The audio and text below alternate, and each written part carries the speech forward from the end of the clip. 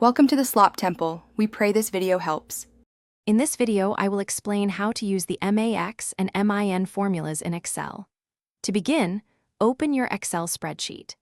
The MAX function helps you quickly identify the highest value within a selected range of cells, while the MIN function does the opposite, pinpointing the lowest value. These powerful tools are incredibly useful for tasks like finding the top sales figure or the lowest temperature recorded in a dataset, making your data analysis much more efficient. Let's dive into using the MAX formula. First, click on an empty cell where you'd like the maximum value to be displayed. Then, type an equals sign, followed by MAX and an opening parenthesis. Next, select the range of cells you want to analyze, for instance, from cell A1 to A10. Close the parenthesis and press Enter.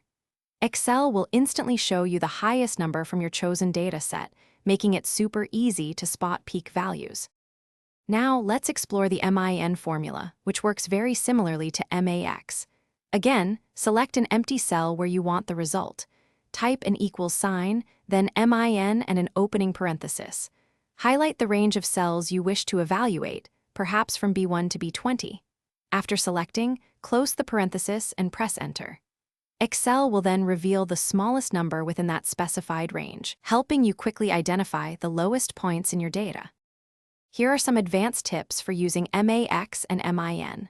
Remember, these functions intelligently ignore text and empty cells, focusing solely on numerical data. You can also combine individual cell references, ranges, and even specific numbers within the formula, like finding the maximum among A1, C5 to C10, and the number 100. For visual clarity, consider using conditional formatting to automatically highlight your maximum or minimum values directly within your dataset. These functions are truly foundational for deeper data insights. Thanks for watching.